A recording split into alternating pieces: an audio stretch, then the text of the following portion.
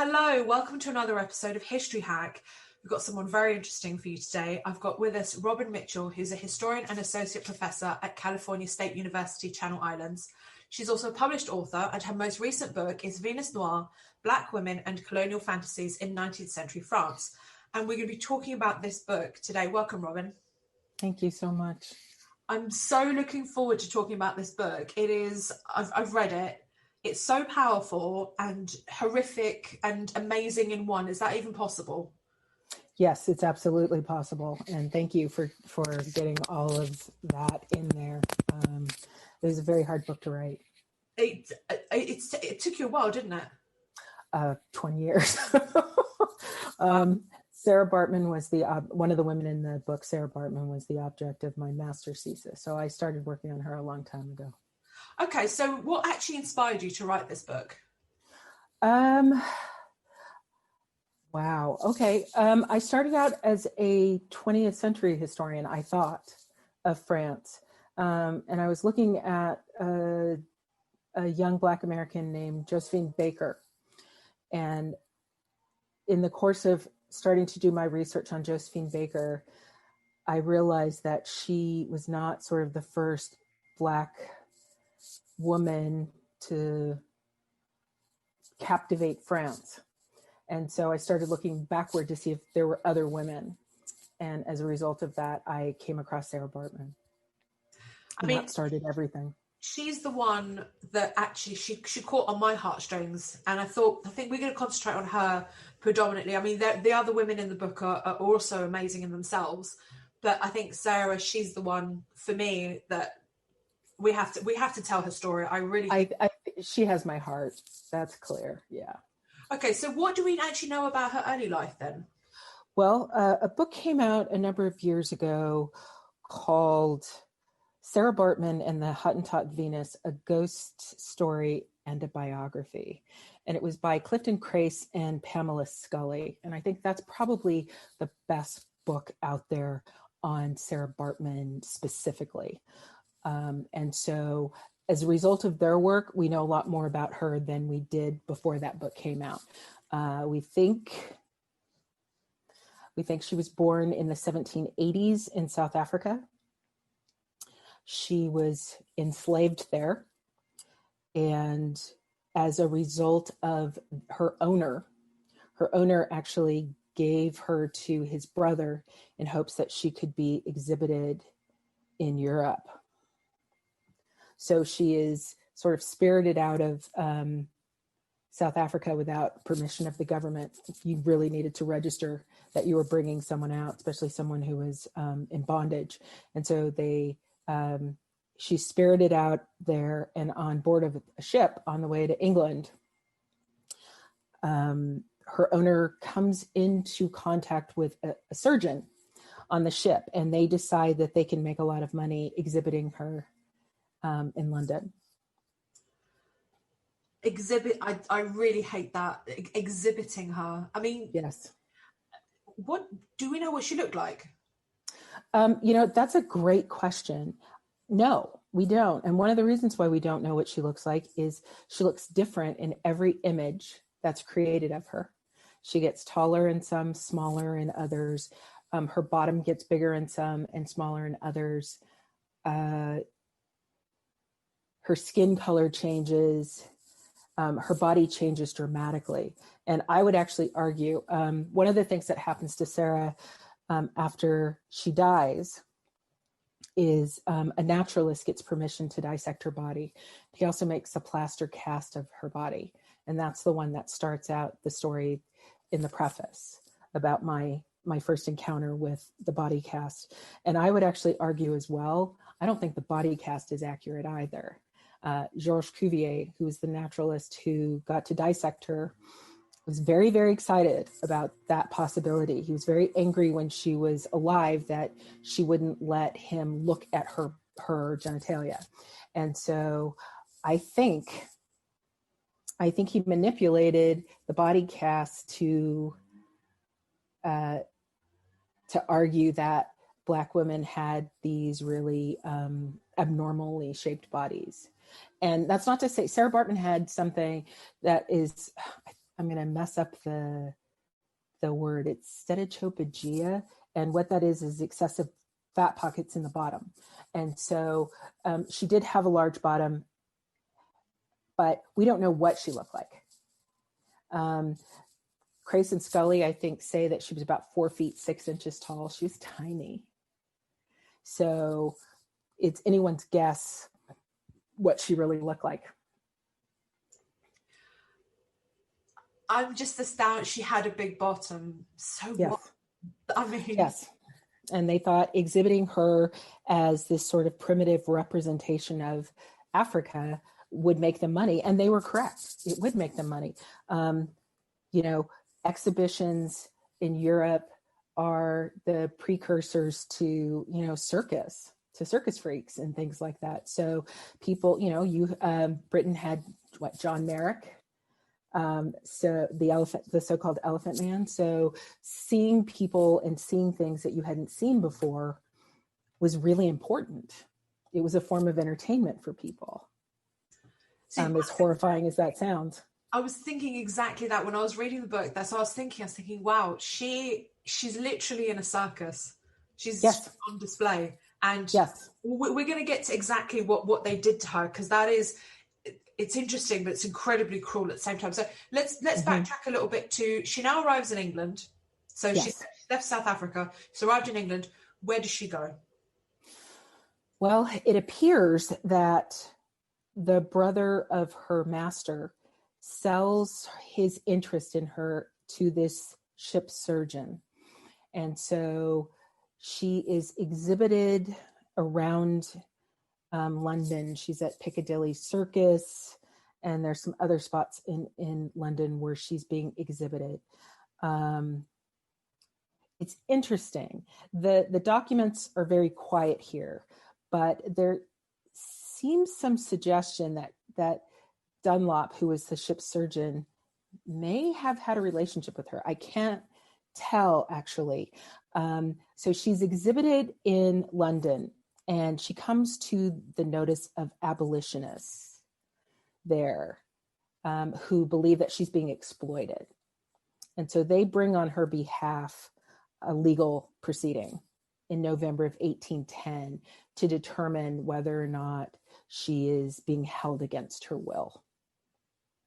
So my question is, when they display her, I know we're going off our questions here, only because we're covering really interesting ones as we're talking. What do they do to her when they display her? Well, we only have a couple of witnesses who wrote about it. Mrs. Charles Matthews, who was the wife of a famous British comedian, writes about her sitting down in a cage behind sort of a tarp. So you can see her outline. And it's really important with Sarah Bartman that you always see her outline. She's being exploited because she is supposed to have this abnormal body. So it's really important that you always see her from the side. And if you look at images of her, they show her from the front, but they always also show her from the side. So Mrs. Matthews makes a note in her memoirs that people would come up to the cage, and then she was supposed to come out from behind the screen and display herself. And so at one point, her handler, whoever that was, insisted that she come out from behind the screen, and she wouldn't do it. And Mrs. Matthews says that he threatened her to get her to come out. And so when she came out, he said, she was quite sullen, which, big surprise. And so people could look at her. I believe you could pay a couple extra pennies and poke her. It was sort of encouraged to poke at her body to convince you that it was real and not sort of a hoax. I'd muted myself on purpose because just the moment people who didn't hear, I just made some of the worst sounding sounds. You could pay extra. I'm sorry that I'm laughing. That is it is so primitive. It's awful. Yeah, that's exact, and that was sort of the point of, I think, Mrs. Matthews's entry about this is that you've got women, women who are supposed to be considered these delicate sort of flowers, are, poking her with their parasol, and she makes a note of sort of who is the real primitive here, the white British people that are poking at her, or Sarah Bartman. And so it's an interesting juxtaposition between sort of civilization and savagery. Okay, so then the legal proceedings, you mentioned those. How do they go? Right. I find the court proceedings really interesting to read. So these three abolitionists bring this legal proceeding to determine whether she is being held against her will. The abolitionists claim that she's being exploited. Of course, Macaulay or Dunlop, the surgeon, is saying, no, she's doing this voluntarily. And so they're a very interesting series of documents. One, because they say things like, she said she is happy. She says she has everything she needs. There's no point in any of the documents where they say, we sat and examined, Sarah Bartman for 4 hours. At no point does it say anything like, I am here on my own volition. I am happy here. It's always, she said. And it's interesting because her handler was a couple of inches away from her during the interrogation. So it's not like she could say, for the love of God, help me. I'm being held against my will, because her owner was sitting there. It also says in the document that she doesn't speak much, that she only speaks mostly Dutch. And so it doesn't say anything about an interpreter. It doesn't say anything about whether she actually understood what was happening to her. And since there's no I in any of the documents, it's really hard to tell. But as a result of that court case, I think a couple of things happen. She's baptized. And I think that might have been a way of sort of saying she's a good Christian. So she's baptized also in 1810 in Manchester. And the other thing is that after the court case, she sort of disappears for a while. And we think she traveled throughout Europe during that time. She may have been in Ireland, but she sort of disappears until she pops up again in Paris. I mean, I'm trying to wrap my head around how we're talking about what the 18th century at this point, and 19th century. Sorry, I'm losing I'm a 20th century historian. I don't understand. That's okay. I always think 18 and then have to go up 1 to 19. It's quite shameful. So we're talking about the 19th century here, where people who say they're not primitive, they're incredibly primitive, that she's sitting next to her handler. Mm-hmm. She can't be vocally free. She right. doesn't even speak English. That we know of, no. What is happening? Yeah, like I said, I'm struggling to wrap my head around how this is even... Well, for all I know, he was interpreting for her. Exactly. Who knows what she said? And that's sort of the point of the court documents, is that her voice is relatively silent.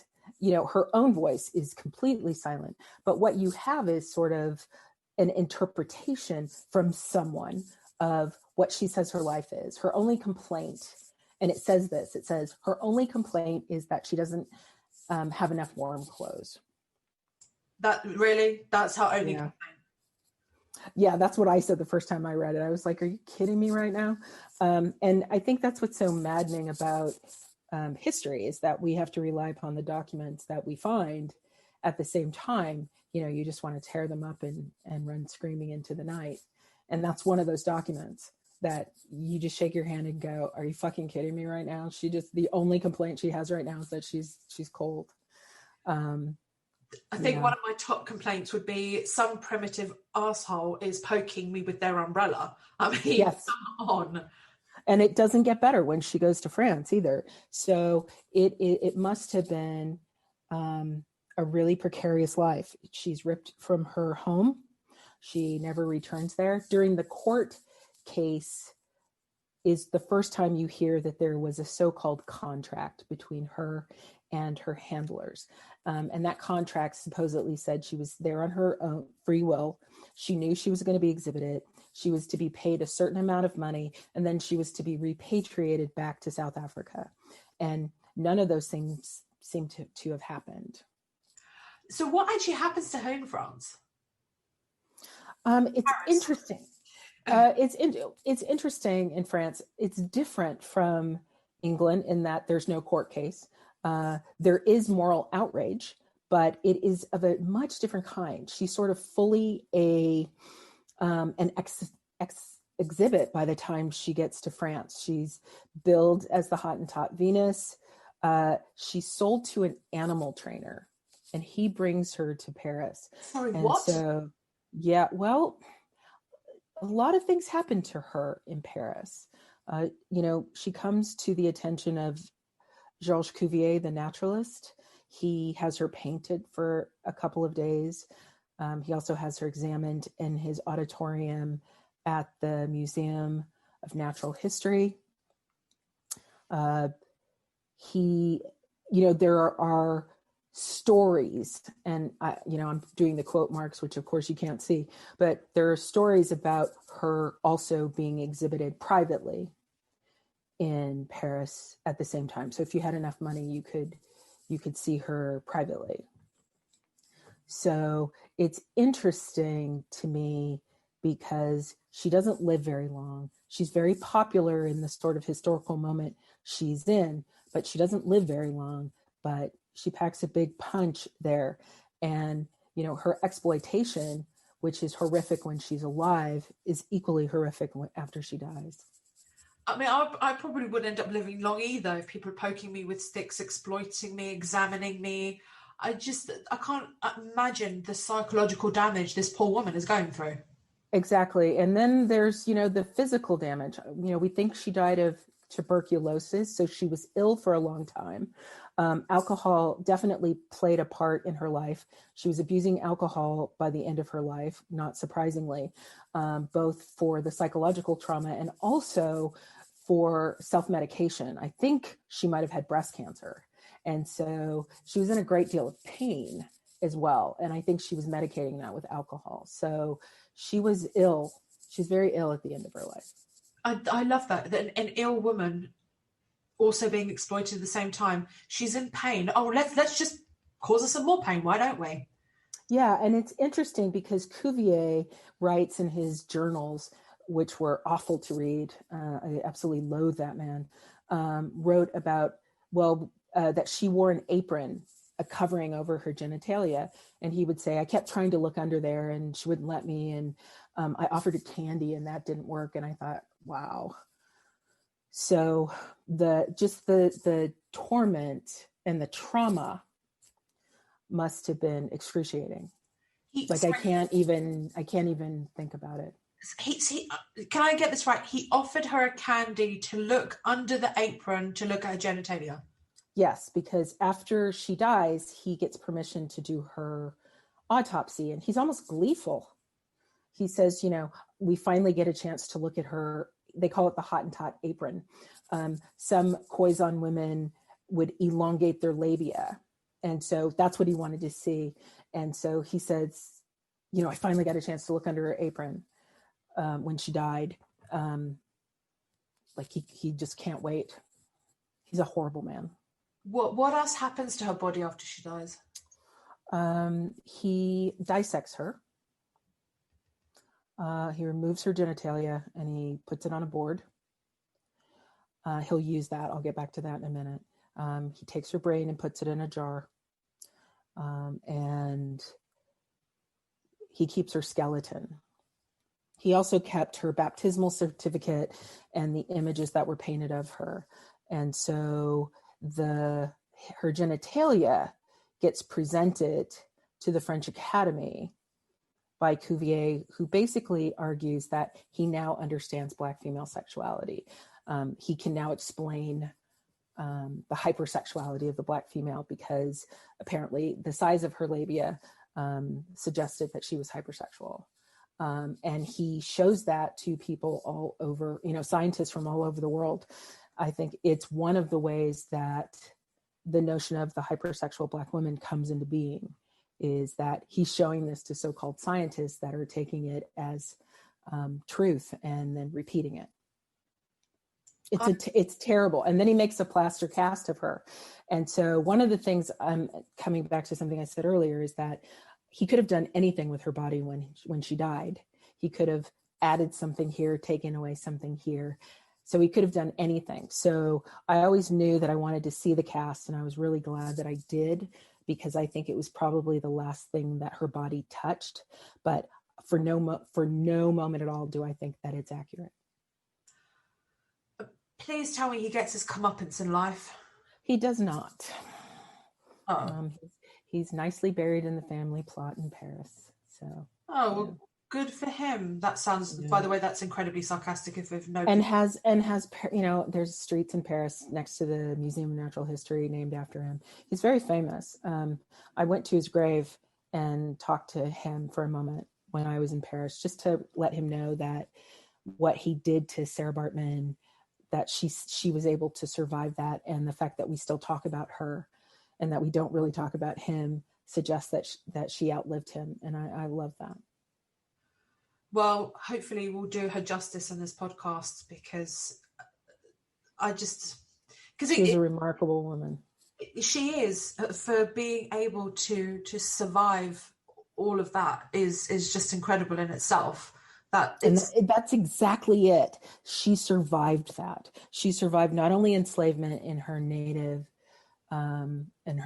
place of birth, most likely the death of a husband or family is, brought to the middle of nowhere and treated like an animal, and she survived. I mean, this carries on pretty much her exploitment, just even though she's now dead, she's still being exploited in Paris, isn't she? Yes, and it continued into the 20th century. Actually, they had her body cast and her skeleton on display, and then for a while there, South Africa started asking in the late 90s, I think, for repatriation of her body. I think the French claimed that they had misplaced part of her, and then they find all her parts, and her genitalia, her brain, and her skeleton were repatriated to South Africa. But even in the 70s, when she was on display, people were making obscene gestures with her body. Sorry, she was on display till this in the 70s? Yes. People in the 70s who, okay, I'd like to say they at least have a bit of a moral compass in the 1970s after living what happens in the 20th century, and they are still exploiting her body in the 1970s. Yes, and it's interesting because the South Africans did not want her body cast for any number of reasons I could suggest to you, but they left her body cast, the pictures, the paintings that had been done of her, and they left her baptismal certificate. And I believe the only part of that I wish that had gone with her was her baptismal certificate, because she carried it with her throughout her life. And so it had some kind of meaning for her, but they didn't want it. And so they took it all back. So the Musée de l'Homme, the Museum of Man in Paris, has her body cast, the paintings, the autopsy report, and the body cast. So there have been talk over the last decade or so about them putting her back on display. I have rigorously told them how I feel about that. Well, listen, I'm sure everybody who's listening to this podcast right now, that if you started a petition to force them not for that to happen, to basically bar them from doing this, I'm sure we would help you promote that, because that's just disgusting. She should never be back on display. There was a curator there, Philippe Menosier, who took such good care of her, who kept her from being exploited by writers and he made it very, very difficult to actually look at the body cast. I was really grateful to him that he let me see it. But he protected her really, really well, and he has since retired. So I watch very carefully to see if there's any kind of news about her being put back on display. So apart from her body, I mean, still being exploited, because hopefully not, what other ways was she exploited after her death? She shows up in a lot of visual representations, sort of what I talked about earlier. She never looks the same in any of them. I've seen pictures of her popping up in works that have nothing to do with her as late as the 1870s, 1880s. And she's dead by either December 31st, 1815 or December 1st, 1816. So people seem to have a memory of her, or at least parts of her. There are different sort of comical characters where her bottom shows up, not even her face, just her bottom. And so there are lots of moments where she pops up.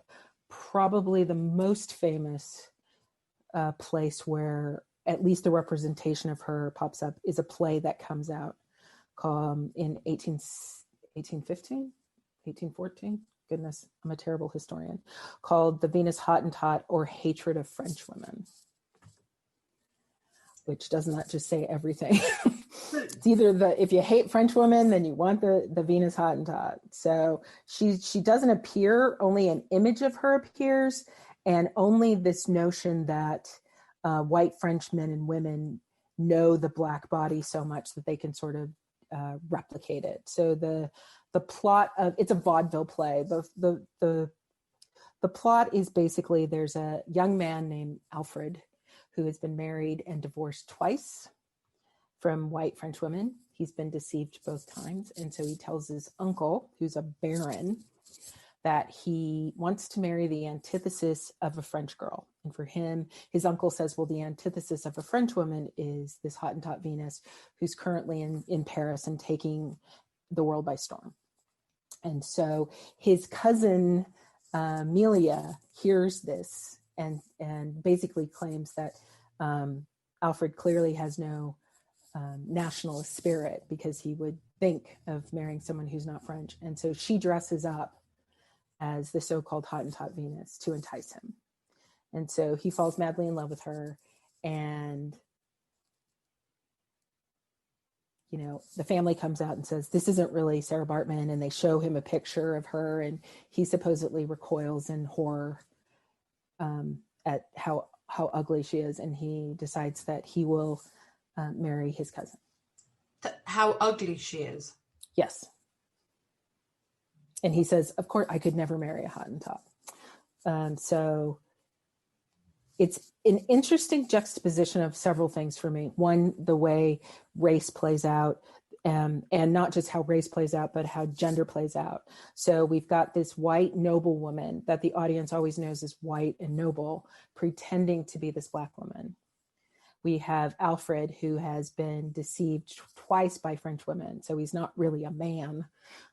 Get deceived again by another French woman. But in what he comes to understand is she's actually saving him from Blackness. And so he gets a wife who can be a Hottentot, privately, but can also be a noble white French woman publicly. Do I want to know how they dressed up the actress to play her? Do I really want to know? I don't know.